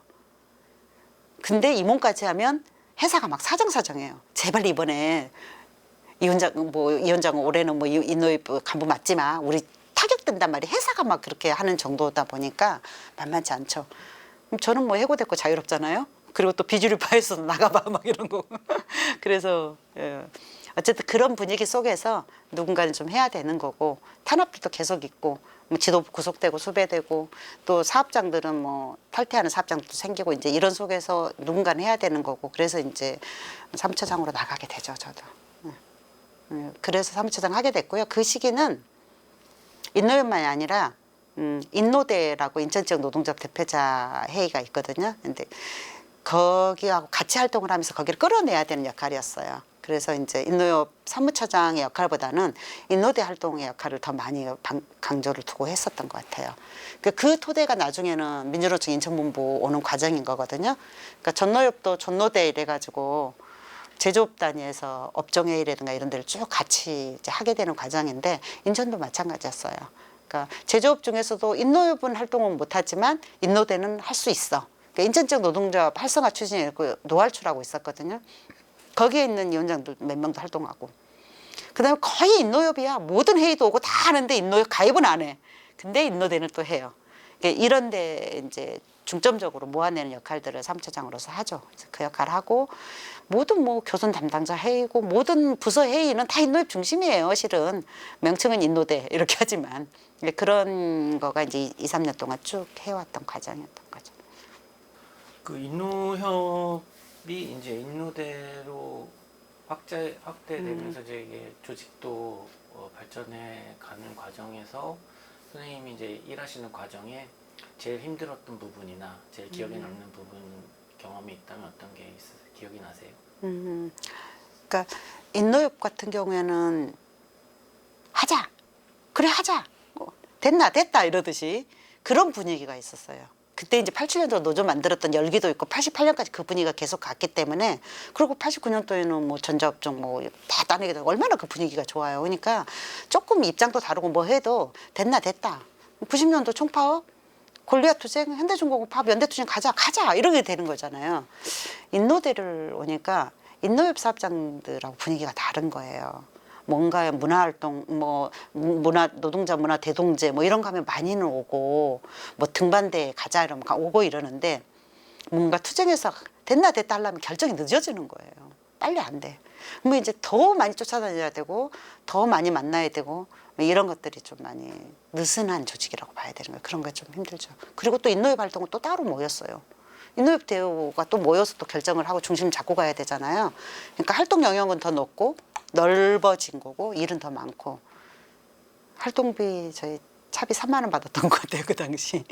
그렇게 받으면서 활동해야 했고, 저는 이제 그 신문 간지 끼우는 거 있잖아요. 새벽 1시부터 한 3시까지 하는 건데, 신문이 이제 배달되기 전에 안에다가 그 광고지 끼는 간지라고 그러는데 그거 끼우는 거나, 그다음에 세차, 자동차 세차, 만수동 동아파트 뭐 이런 데 세차하고 막 이런 거 했고 그런 걸로 이제 생활비를 하면서 이제 활동을 쭉 해왔었죠. 그런 과정이었지만 되게 보람 있었던 거는 이제 어쨌든 다 민주노총 건설 이거는 계속 구호를 외치고 왔었기 때문에 이제 저희가 94년도부터 막 고민을 해요. 인노대에서도 민주노총 어쨌든 내년 만들어질 건데 어떻게 만들 거냐. 뭐 지금 인노협도 많이 쭈그러져 있고 힘들어하고 인노대는 좀 느슨하고 이런 속에서 그냥 조직 하나 딱 띄우는 대표 만들고 뭐 이런 수준으로 할 거냐. 그래서는 안 되지 않냐. 우리가 87년부터 쭉 보면 그래도 인천이 뭐 노동운동 메카라고 하는데 우리는 그 자부심이 좀 있었거든요. 인노협 활동했던 우리 위원장들. 그런데 우리도 뭔가를 해야 되지 않겠냐. 그래서 구호 우리가 이제 논의했던 위원장님들 주로 이제 제조업이 많았는데 투쟁하는 민주노총을 만들자. 투쟁으로 건설하는 민주노총이 되어야 된다. 이 얘기를 저희가 이제 하기 시작해요. 그래서 앞에 슬로건은 투쟁하는 민주노총, 투쟁으로 건설하는 민주노총. 이 슬로건을 갖고 95년 임단도 준비를 하거든요. 근데 이제 그 중에서도 좀 투쟁력도 있고 얘기가 돼 왔던 이제 위원장들을 쭉 만나요. 뭐 한라중공업, 대우중공업, 뭐 그 대원강업. 뭐 동웅전기 뭐 이런 데들이 쭉 이제 그나마 뭐 그때는 린나이 코리아도 했었어요. 좀 투쟁력도 있고 뭐 하자라고 하는 사업장들이에요. 그래서 우리가 전자업종 이렇게 해보니까 되더라. 요구하는 같이 못 만들어도 최소한 투쟁 시기를 맞추고 그리고 규율을 몇 가지 정하고 같이 간부들이 공부하고 학습하고 이렇게 해서 인단투를 잘해서 그 승리감으로 민주노총을 건설해야 된다. 이제 이 논의를 시작하거든요. 근데 그게 돼요. 그게 선봉노조단이에요. 그래서 인천 지역 선봉노조단을 만들자. 만들어서 인노대가 있지만 그들이 선봉에서 앞장서서 투쟁 분위기를 만들어내면 다른 데도 이렇게 같이 따라오고 투쟁으로 만들 수 있을 거다. 그래서 그거를 이제 초벌 논의를 하고 인노대 대표자한테 제안을 하거든요. 근데 반대 의견들이 있어요. 반대 의견들도 있고 주춤하기도 하고. 그래도 어쨌든 하자라고 해서 일단 먼저 출발할 수 있는 데부터 해보자. 그 8개 노조가 동의를 해서 가거든요. 근데 그 분위기는 정말 어마어마했어요. 저희는 이제 준비했던 단위가 더 그걸 느끼는 건데 뭐 시기를 다 맞춰요. 교섭시키고 쟁의시키고. 근데 깃발 전달식을 하거든요. 빨간 천에 글씨 딱 하나 총파업 딱 이것만 썼어요. 정말 큰 깃발이었는데 그걸 만들어서 예를 들면 한라중공업이 뭐 5월 10일 날 뭐 임투 결의대회를 한다. 그러면 그거를 해서 그다음에 뭐 대우중공업 전달하고 대우중공업에서 린나이로 전달하고 이렇게 쭉 깃발 전달식을 해요. 그게 처음이었어요. 그렇게 하는 게. 그러니까 파업을 하거나 근무 시간이 뭐 아무튼 조합원 교육 시간이 된 데는 그 시간 확보해서 했고요. 안 된 데는 점심 시간에 했어요. 대웅강업, 동웅전기, 뭐 린나이 코리아는 다 주한 5, 6공단에 있는 거예요. 다 점심 시간에 정말 달리기 하듯이 여기서 한 30분 하고 그다음에 또 넘어가서 하고 막 이런 식으로 분위기를 모아가는데 그 침체됐던 공안정국 이후에 침체됐던 분위기가 자신감을 회복하는 거예요. 아, 될 수 있구나. 할 수 있구나. 그 분위기가 딱 한라중공업에서 6월 10일 날 임투 결의대를 쫙 모아서 하거든요. 정말 막 열기가 있었어요. 그때 막 거기서 막 그 대형 지금도 사진에 보면 나오는데 대형 뒤에 그 현수 뒤에 그 뭐라 그러죠? 걸개 그림. 파업 프로그램으로 그걸 같이 그렸거든요. 모든 이제 집회장에서 그거를 쓰게 돼요. 그럴 정도로 분위기가 있었고 결과적으로는 다 정말 사업장들이 자신 있게 임단협을 마무리해요. 그 분위기로 이제 우리는 그 민주노총 건설로 이렇게 쭉 가게 되죠. 그게 굉장히 보람 있었어요. 할 수 있구나, 되는구나라고 하는. 95년도에 그 선봉노조단 투쟁 그 하신 말씀을 들어보면은 이제 그 투쟁의 방식이 민주노총 초기에 지역 연대 투쟁을 그렇죠. 하던 그런 예. 투쟁 방식 그 문화가 그런 걸 이어가기 위한. 예. 그러니까 우리는 노동조합을 만드는 게 왜 처음에 만들 때도 막 비밀리에 만들고 한번 만들면 진짜 보따리 싸들고 와서 이길 때까지 정권농성한다 이거잖아요. 그렇게 우리는 노동조합을 어렵게 해왔기 때문에 민주노총은 그냥 제도가 변하는 거 아니고 뭐 합법화가 중요한 게 아니고 우리 스스로가 투쟁하는 민주노총을 만들어야 된다. 그러니까 민주노총의 외연은 굉장히 많이 확대될 텐데 저러다가 인노대처럼 또는 전노대처럼 느슨하면 어떡하지? 이런 고민들이 쭉 있었던 거예요. 그러다 보니까 어디선가 이렇게 좀 선봉적으로 나서서 그 투쟁하는 분위기를, 투쟁에서 승리하는 분위기를 만들었을 때 사람들이 자신 있게 좀 합류하고 이러지 않겠냐. 이제 이런 고민이었고 그게 이제 됐던 거죠. 그래서 그 분위기는 정말 그 해 막 뭐 투쟁 뭐 항상 이제 그 해방문화제도 하고 막 이랬는데 1년에 한 번씩 뭐 그런 분위기도 쭉 살아났고 그 민주노총이 이제 95년 11월 11일 날 만들어지거든요. 노대 전국 농자대도 정말 열심히 참여하고 그리고 이제 한 달 있다가 96년 1월 31일 날 민주노총 인천본부가 만들어져요. 처음 만들어지는데 경선이 들어가죠. 예. 최동식 씨하고 정윤섭 씨하고 정윤섭 위원장 이렇게 이제 경선에 들어가는데 그 최동식 씨가 인노회 부장하고 인노대 공동대표하고 쭉 했으면 그 분위기로 보면 그 양반이 돼야 되는데 그 정윤섭 위원장 한양공영위원장이었고 그냥 한양공영위원장이었어요. 인노회 활동 같이 하는 뭐 인노대 활동 같이 하는 이런 정도였는데 그분이 아마 인노대 조직국장인가 이랬을 거예요. 그런 정도였는데 이분이 이기거든요. 그거는 인노대 그때 그 선봉노조단 사업을 그 한양공연도 그때 동참했고 주도했었어요. 이분이 이렇게 같이 가야 된다. 투쟁으로 건설한 민주노총 되는데 이걸 주도했던 분이었고 그 뜻을 이제 다 알기 때문에 그 같이 했던 노조들은 다 이제 이분을 많이 지지했죠. 그래서 첫 경선인데 그분이 당선되는 이제 이런 과정까지 오죠. 그리고 실제로도 그래서 이제 그렇게 만들었으니까 뭐 90년도 투쟁을 잘 해야 되잖아요. 그래서 임투 준비를 정말 열심히 해요. 교육도요. 그러니까 이분이 워낙 이 초대 의장님이 정윤수 의장님이 교육을 굉장히 중요시 여기는 분이었어요. 그래서 교육, 문화, 뭐 선전 이 사업에 굉장히 부서 활동도 열심히 했고 그 당시 나왔던 뭐 이제 교육지나 이런 것들도 찾아보면 있는데 되게 정말 치밀하게 잘 만들거든요. 그렇게 해서 임단투를 쭉 준비하고 이제 임단투를 진행하고 있는데 그 96년도에 대한마이크로 위원장이 95년도에 이제 해고되는데 해고싸움 하다가 많이 어렵고 이러면서 96년도에 이제 6월 달에 음독 자살을 시도해요. 그래서 그 사건을 계기로 이제 또 민주노총 인천본부가 이제 붙죠. 싸우죠. 싸워서 이제 거기다 진을 그 저기를 하고 농성장 만들면 농성장 만들면 침탈하고 만들면 침탈하고 그래도 또 만들고 침탈되면 그냥 거기서 밤새고 이렇게 투쟁을 하거든요. 근데 그 투쟁을 정말 잘 만들어 가요. 그래서 그 교섭을 제가 마무리 교섭을 제가 들어가거든요. 제가 그때 민주금성연맹 인천지부의 사무국장이었어요. 민주노총 인천본부에 실무자 몇 명 가고 저는 그 당시 이제 그 제가 제조업 출신이다 보니까 이제 그때도 이제 산별 연맹들이 생기잖아요. 그래서 민주금성연맹 그 담배건 위원장 중심으로 자동차연맹, 현총연, 민주금성연맹 이렇게 세 단위로 나눠지거든요. 나중에 이제 모아져서 금속산업연맹이 만들어지는데 그 당시 초창기에 제가 사무국장이어서 우리 마이크로가 이제 저희 사업장이었고 그래서 소속사업장이어서 교섭을 이제 회사하고 교섭을 들어가서 정윤수 부장님하고 저하고 교섭 들어가서 마무리를 하죠. 교섭도 참 지금 생각하면 호흡이 잘 맞았던 것 같아요. 회사 참 꼼짝 못하게 했던 그리고 약간 뻥도 치면서 뭐 이렇게 하면 싸움 우리 더 가자. 아 의장님 그거 받으시면 안 되죠. 막 저 옆에서 뭐 아무튼 그런 분위기가 어쨌든 잘 맞아 떨어졌고 회사가 결국 우리 근데 이제 교섭도 교섭이었지만 지금 우스갯소리로 이제 그 교섭 얘기를 하는 거고 실은 연대투쟁이었어요. 그 싸움을 지키겠다는 열의가 정말 대단했고요. 그 비바람 속에서도 정말 그 농성장을 지켰어요.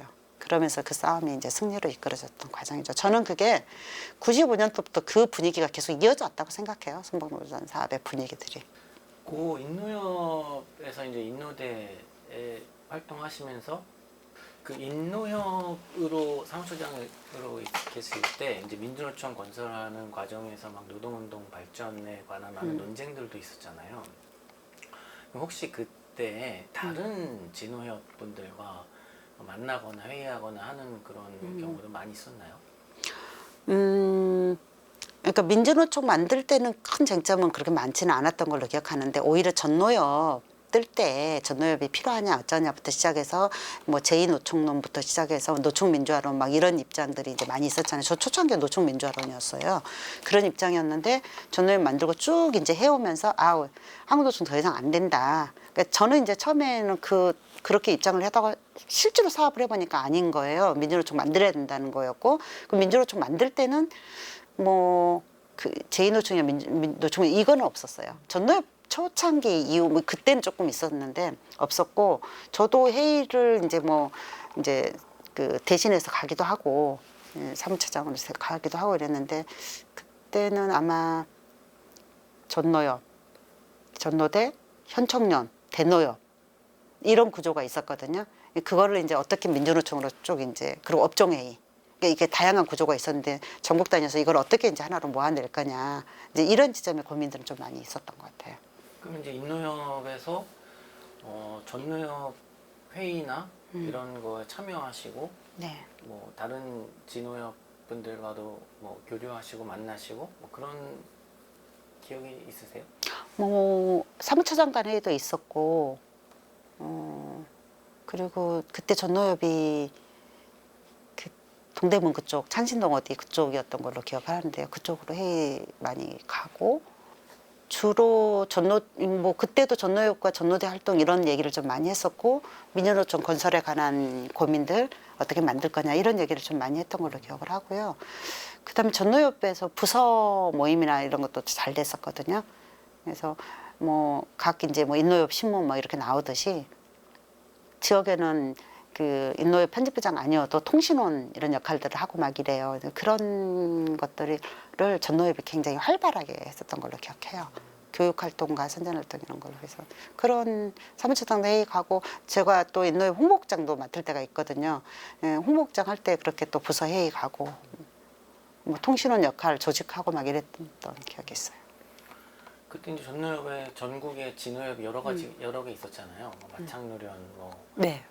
부산, 울산, 뭐 충청도 그중 그런 분들 다른 진노협 분들의 분들하고? 이야기나 투쟁 뭐 사례나 인노협의 분들의 어떤 투쟁 과정이나 이런 걸 봤을 때 뭐 인노협이 어떤 뭐 차이점, 어떤 특징이 있었는지 혹시 많이 기억은 안 나는데 그냥 기억으로는 이제 마창노련이나 뭐 이런 데들이 거기도 되게 투쟁을 많이 하고 잘 싸우는 데였고 막 이제 이런 데여서 회의 가면 좀 이렇게 지지부진한 지역이 있고 열심히 싸우는 뭐 그래서 이제 이렇게 그 모델을 만들어 오는 진노협들이 있고 이제 그런 데가 중심이 돼서 전노협을 쭉 이끌어왔던 걸로는 기억을 해요. 그리고 이제 인노협은 어떤 위치였어요? 우리는 잘 나갈 때도 있고 아닐 때도 있고 그랬죠. 우리는 저는 선호협이 제일 좀 선호협 영향력이 강했나요? 마창노련이 제일 썼죠. 제 기억으로는. 예. 선호협도 좀 했지만, 그러니까 선호협은 제조업은 많지 않았잖아요. 여러 단위가 모였으니까 그렇고 마창노련은 제조업이었고 마창노련이 제일 썼었어요 그 당시에. 그리고 인노협도 그래도 센 편이죠. 저희도 꾸준하게 그 역할들을 해왔었으니까. 그러면은 그 인노협의 사무처장으로 활동하셔서 그렇게 해서 전노대 지나서 이제 인천본부 오시고 그 와중에서 이제 인노협은 해산을 하게 되고 해소하게 되고 사무처장님으로 인노협 해소되는 과정 다 마치시고 네. 그리고 이제 옮기신 거예요 활동. 네. 그때 어떻게 해서 금속 그 노련으로 그러니까 이제 그 민주노총은 이제 만들어지면서 산별노조 얘기가 이제 계속 되어 왔었던 거고 중앙 단위에서는 대노협이랑 현청론이 있는데 이제 해산하고 금속으로 가야 되는 거 아니냐 이제 이런 논쟁은 있긴 했어요. 근데 해산 안 하려고 하거든요. 그래서 실제로 해산 안 하죠. 2년 후에 하거든요. 그래서 민주금속연맹, 대노협, 현총련, 자총련, 자동차연맹 이렇게 나눠지다가 이제 98년도에 이제 그 금속산업연맹으로 하나로 이제 만들어지는데 이제 이 지역에서도 그런 같은 이제 맥락에서 논의가 되죠. 산별노조, 금속 산별노조가 돼야 되는데 그게 안 된 상황이었고 그 인노대 산하에는 분과가 있었어요. 자동차 분과, 금속 분과 이런 분과가 그러니까 산별노조 업종 단위의 분과라고 보면 되죠. 병원 분과 막 이런 식으로. 그때 저는 금속분과 소속돼서 같이 회의도 하고 이렇게 쭉 해왔었고요. 그러다가 이제 인노협이 해산되면 이제 임원이 아닌 거잖아요. 그럼 금속 사업을 해야 되는 실무자가 필요하다라고 했고 이제 그동안 쭉 해왔던 이제 윤하심이 하는 게 맞겠다. 이제 그 위원장들이 그런 논의가 있었죠. 그래서 저는 그 당시 저로 한 명으로 인노협 실무자들 중에 누구는 민주노총에서 일하는 걸로 하고 누구는 금속하고 뭐 이렇게 정리되는데 저 한 명으로 배치됐었는데 제가 저 혼자 일하기 힘들다. 이 사업을 어떻게 혼자 하냐. 월급을 절반 줄여도 되오니 한 명 더 일했으면 좋겠다라고 같이 했던 친구가 이제 양학경이라고 그 친구가 같이 이제 저랑 초창기부터 산별 일을 하죠. 금속 산별노조 일을. 네, 알겠습니다.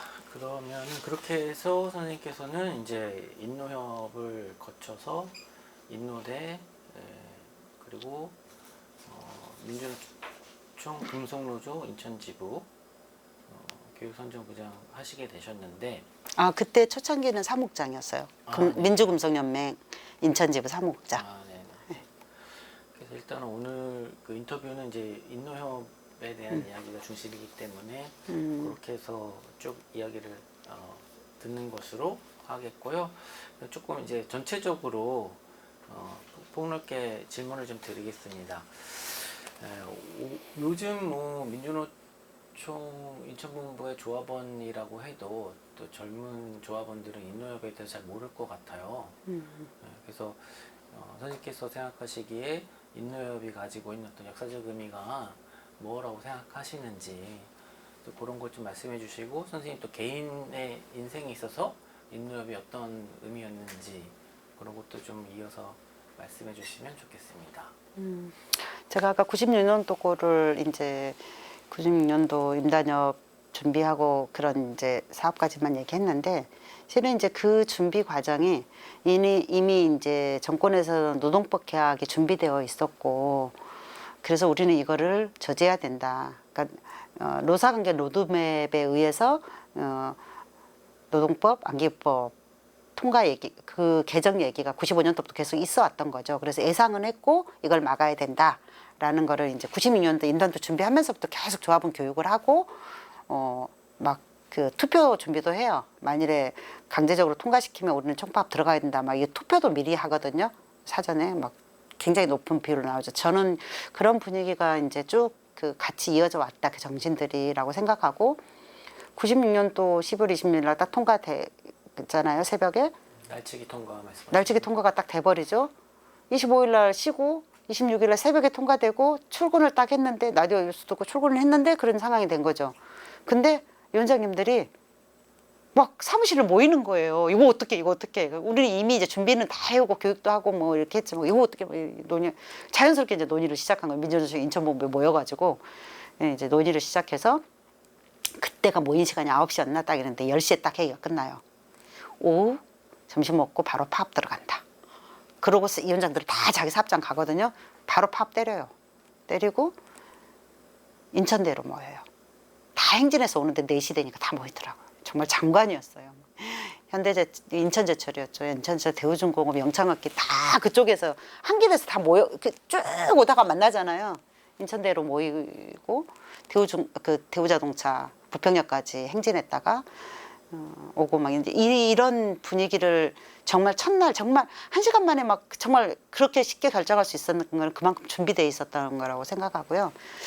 이런 게 저는 인노협 정신 아니었겠냐. 인노협이 진노협으로서 87년도에 자연 발생적으로 쭉 만들었던 노동조합들 그걸 모아내고 그리고 공안정국 들어서도 그거를 이제 잘 지켜내는 밑바탕 역할을 해주고 그렇게 해왔던 뭐 투쟁으로 건설한 민주노총 이런 분위기를 좀 만들어왔던 것들이 날치기 통과됐을 때 투쟁으로 정말 과감하게 나설 수 있게끔 만들어내는 거 이런 것들 난 인노협 정신 아니었겠냐라고 생각을 해요. 같이 그거에 대한 믿음과 신뢰였다고 생각을 하고요. 선생님의 어떤 개인적인 인생에 있어서의 인노협은 어떤 의미였고 특히 이제 여성 노동운동가로서의 삶에 있어서 인노협에 어떤 생각을 하신다면 어떠십니까? 힘들었어요. 뭐 활동하다가 이제 구속도 되고, 예, 또 정파 이렇게 나눠져서 하는 게 굉장히 많이 힘들었었어요. 근데 지금 돌아서 보면 보람이 더 많았었다. 그 당시는 힘든 점도 있었지만 보람이 더 많았었고, 쉽지 않죠. 그 한국 사회에서 여성들이 뭔가를 이제 버티고 한다라는 게 쉽지 않죠. 네.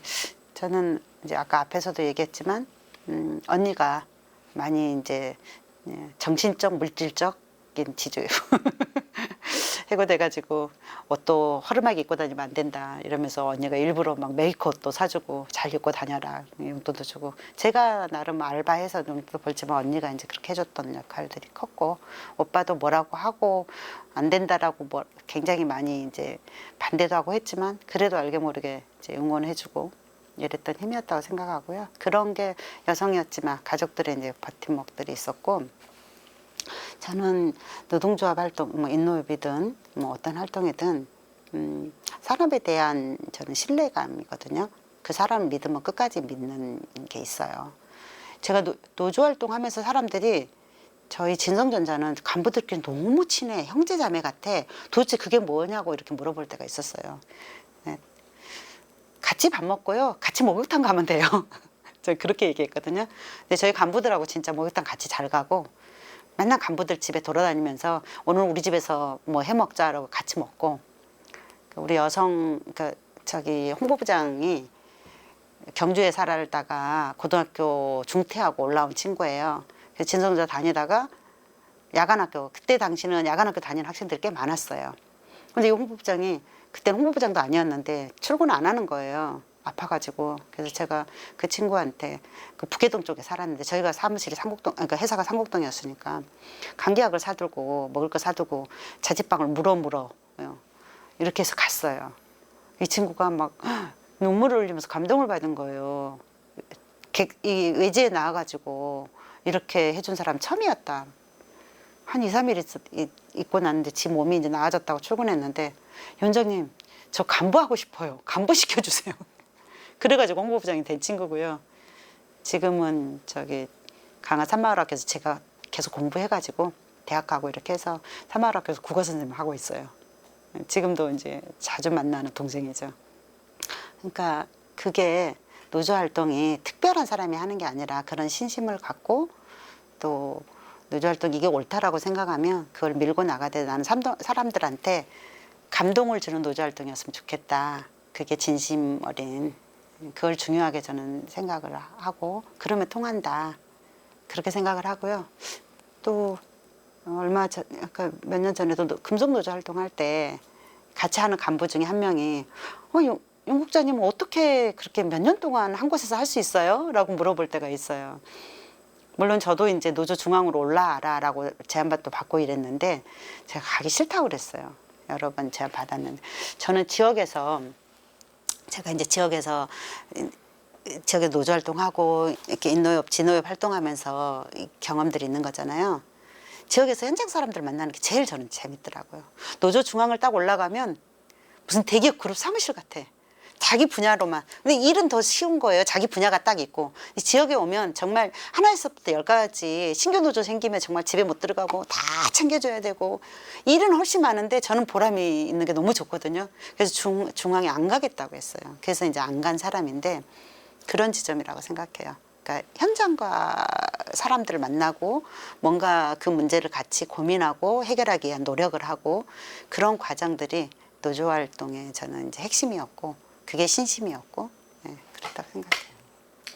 아까 그 힘든 과정 말씀하시면서 이제 정파적인 그런 갈등이 좀 힘들었다고 좀 꼽아주셨는데 그 노동운동 특히 이제 인천 지역에서 그 정파적인 이 활동에 뭐 장단점이 있을 거고 또 이제 그 문제점이 있을 텐데 그런 부분에서 느끼시는 바가 많으실 것 같아요. 그거 좀 약간 의견을 말씀해 주신다면 어떨까요?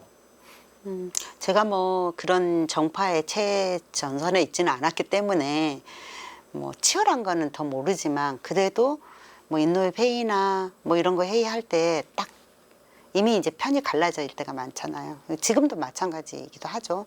이미 이제 선 긋거나 이제 프레임 씌워서 그 사람을 바라보거나 누구하고 친해? 그 사람은 이런 정파일 거야 라고 봐버리는 거. 이게 굉장히 힘들다고 저는 생각해요. 그냥 그 사람 있는 그대로 놓고 보면 좋을 텐데 저는 내가 성향이 NL인데도 나는 PD 사람들하고 일을 더 많이 했고 훨씬 더 친했고 노조 활동에 있어서 그리고 신뢰도 훨씬 더 많이 가졌거든요. 지금도 그 생각은 같아요. 어떤 일을 하더라도 내가 노조 일을 떠나서 어떤 일을 하더라도 그 일이 옳다고 생각하면 난 그 사람하고 다 내놓고 같이 할 사람이라고 저는 생각하거든요. 근데 이 정파 활동은 난 정파 있어야 된다고 생각해요. 건전한 정파를 할 수 있죠. 근데 정책적 내용으로 정파가 아니라 그냥 사람 줄 세우기의 정파가 너무 저는 싫었던 거예요. 그게. 그래서 사람이 이미 딱 그렇게 프레임 씌워놓고 보는 게 싫고 그게 힘들었고 요즘에 들어서는 후배들을 쭉 보면 저는 이제 대중조직인 민주노총의 간부로 쭉 금속노조 간부로 일을 해왔으니까 저는 그 일에 그냥 직업군이 아니라 한 활동가이면서 그 소속 현장 조직 그러니까 대중조직이잖아요. 대중조직의 간부로서 일을 해야 되는데 정파가 우선인 경우를 많이 봐요. 노동조합 설립할 때도 정파 중심의 판단을 하고 옛날에 인노협 때도 그런 적이 있었어요. 근데 제가 관여했던 사업장들은 안 그랬는데 다른 사업장들은 보니까 분명히 간부들끼리 논의했는데 그 다음날 사례를 얘기를 해줬어요. 그 친구가 자기가 다녔던 사업장 다음날 보면 싹 뒤집어진대. 이렇게 결정하기로 뭐 투쟁하고 뭐 교섭하고 결정했는데 다음날 그럼 다른 지도선에 있는 거예요. 정파 얘기 듣고 와서 환장하겠다는 거예요. 그래서 그 노조들은 많이 깨져요. 제대로 안 가. 진짜 깨진 적도 있었어요. 그리고 이제 제가 금속노조의 간부가 돼서 신규노조가 만드는데 거기에 제가 이제 거기도 교섭 들어가고 전략과 전술을 같이 논의하는데 그 다음 날 가면 위원장이 또 바꿔버리네. 환장하겠더라고요. 나중에 보니까 개입돼 있는 거예요. 저 만나갖고 얘기했어요. 이 노조는 우리 금속노조가 내가 간부로 있고 우리 다 지도부들이 있으니까 우리가 책임질 테니까 그럼 당신이 들어와라 회의 구조에 그러거나 아니면 결정난 거 그냥 존중해 주라라고 했어요. 이제 그런 것들이 좀 힘든 거고 지금에 와서 보면 이미 그렇게 이제 프레임 씌운 것도 그렇지만 정파 활동의 중심일 때가 있어요. 저는 대중조직의 간부면 거기에 중심이어야 한다 생각하거든요. 어떤 경우라도. 근데 그런 경우가 좀 힘들고 저한테 그렇게 질문했던 어떻게 오랫동안 할 수 있었냐고 물어볼 때 저는 저도 정파 있어요. 저도 회비도 내고요. 그 사람들하고도 친하기도 해요. 근데 저는 제가 하는 일에서는 그거를 개입시키지는 않아요. 그게 중심은 아니에요. 그거는 제가 하던 일을 떠나서 그건 할 수 있는 일이지만 거기다 중심 둬버리는 순간 저는 대중조직 간부로서 활동 못해요라고 얘기했어요. 그게 나를 오랫동안 하게 할 수 있는 거였던 것 같다. 라고 얘기를 했거든요. 그건 여전하고. 그런 문제가 좀 뭐 이 제도적으로 보완될 수 있는 방법은 없을까요? 그런 부작용이 좀 없어지고 건강한 정파 활동, 또 그게 전체 민주노조 운동을 발전시키기 위할 수 있는 방식의 부작용을 좀 막을 수 있는 그런 제도는 없죠. 우리가 이제 수십 년, 저 내년이면 40년 되더라고요. 선생님 제안 받고 쭉 계산을 해봤더니 87년이니까 내년이 벌써 내가 40년을 해온 거야 이 생각을 했는데 저는 없다고 생각해요. 다만 문화는 만들어낼 수 있다고 생각해요. 그런 문화, 분위기. 그러니까 지도부든 거기서 일하고 있는 간부든 어떤 기풍을 갖고 운동을 할 거냐. 그 문화를 만들어내는 거는 굉장히 중요하고 이제 저도 이제 선배가 돼 있는 거잖아요.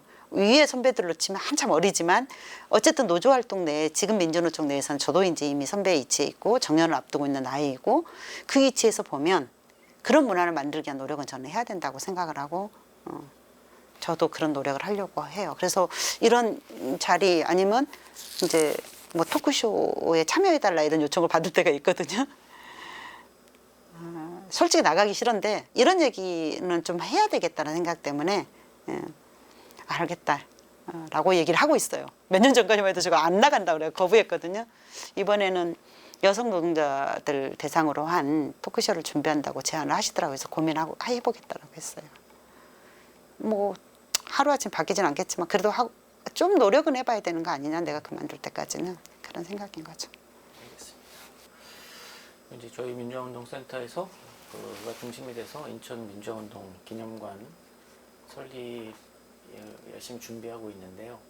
그 민주노조 운동에 이제 운동가로서 선생님으로서 그런 민주화운동 관련한 기념관에서 어떤 바라시는 내용, 당부하시고 싶은 내용 있으면 말씀 부탁드리겠습니다.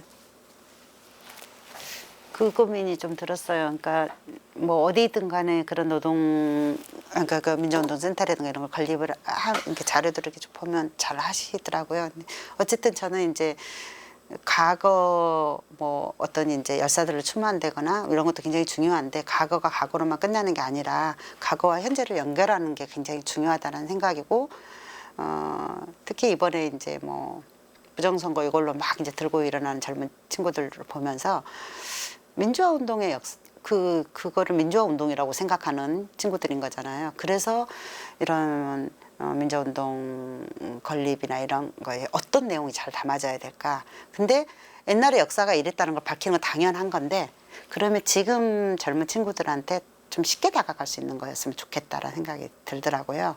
그래서 그런 고민 중에 이제 뭐였냐면, 전태일 기념관을 갔었는데 거기 이제 뭐 학생들 단체로 오는 경우가 있더라고요. 학교에서 아예 프로그램을 하는 경우도 있는 거죠. 인천에서 인천민주운동 건물이 이제 설립이 되면 최소한 인천 지역은 다 이렇게 프로그래마 교육청에서 제도화해서 오게 하고 느끼게 하고 뭐 이런 프로그램도 좀 적극적으로 했으면 좋겠다라는 생각도 들었고, 그다음에 그 좀 젊은 세대한테 감각 있게 가는 것 중에 고민이 됐던 게, 이번에 5.18 이걸로 이제 제가 몇 년 만에 갔거든요. 윤상원 기념관을 갔어요. 저는 책만 보고 그때 굉장히 막 울고 막 감동이었었는데, 직접 가고 굉장히 놀랐어요. 그 마을 분위기도 좋고.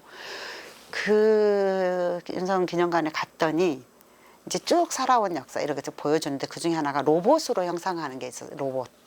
작품이에요. 어떤 작가가 해놓은 작품인데 그거를 또 민주운동과 연결해서 하는데, 아이들 꼬맹이들이 와서, 초등학생들이 와서 되게 재밌는 거잖아요. 좀 이렇게 재미도 느끼기도 하고 그거를 또 연결시키는 의미도 있어야 된다고 생각하거든요. 그래서 이렇게 보통 우리는 보면 역사와 영상 자료와 막 이런 걸로만 돼 있잖아요. 그러니까 젊은 사람들이 와서 볼 때 뭔가가 자기도 그거와 연결해서 느낄 수 있는 뭔가가 있었으면 좋겠다. 그리고 그 윤상원 기념관에서 봤던 것 중에 하나가 탁 와닿았던 게, 윤상원 열사가 그 주택은행 다니다가 그만두고 내려와서 이제 그 민주운동, 강조 민주운동 하거든요. 서울의 봄 이 운동 이제 하고 이렇게 했던 과정인 건데, 주택은행을 다녔었던 거잖아요. 지금 KB 국민은행인 거예요. 국민은행 노조가 윤상원 열사한테 조합원증을 줬더라고. 그걸 딱 액자해서 넣어놓은 거 보고 과거와 현재가 살아있는 거잖아요. 되게 감동이었어요. 제가 사진도 찍어놓고 그랬는데, 우리도 뭔가를 그걸 당연히 만들고 준비하는데, 과거와 현재와 미래를 연결할 수 있는 거가 뭘까? 그게 좀 더 창조적으로 나왔으면 좋겠다. 그리고 부문을 좀 더 강조했으면 좋겠다. 우리는 보통 그 시대에 뭐 85년도에 5.3 항쟁 뭐 연도별로 고민을 하는데, 조금 더 나는 분야를 더 고민했으면 좋겠다는 생각이 들었던 게, 지난주에 그 풍랑의 아이들이라고 영화를 보게 됐어요. 친구가 갑자기 제안해서, 이제 그 감독이 4.3 영화를 많이 보기는 했는데, 풍랑의 아이들에서는 사망한 아이들이 어떻게 죽어갔고 사망했는가, 이걸 이제 다큐멘터리식으로 쭉 하고 영화를 찍는데, 정말 그 아이들을 이루어하는 진홍굿도 하고 쭉 하는데, 정말 여기서 진홍굿을 보는 것 같아, 영화가 아니라. 그래서 4.3도 그 분야를 어쨌든 특화시켜서 다시 고민하게 하는 거잖아요. 여성, 아이들, 농민들, 노동자 막 이렇게 하듯이 그 분야가 그냥 자료로만이 아니라 뭔가가 그렇게 좀 특화돼서 분야들을 나와주는 게 지금 현재 살아가는 더 젊은이들한테 더 와닿지 않을까. 그런 고민을 했어요. 그 질문을 던지셔서 그 고민까지 하게 됐습니다. 너무 감사합니다. 오늘 긴 시간 이렇게 말씀해 주셔서 너무 감사드리고요. 이상으로 인터뷰를 마치도록 하겠습니다. 아유, 고생 많으셨습니다. 감사합니다.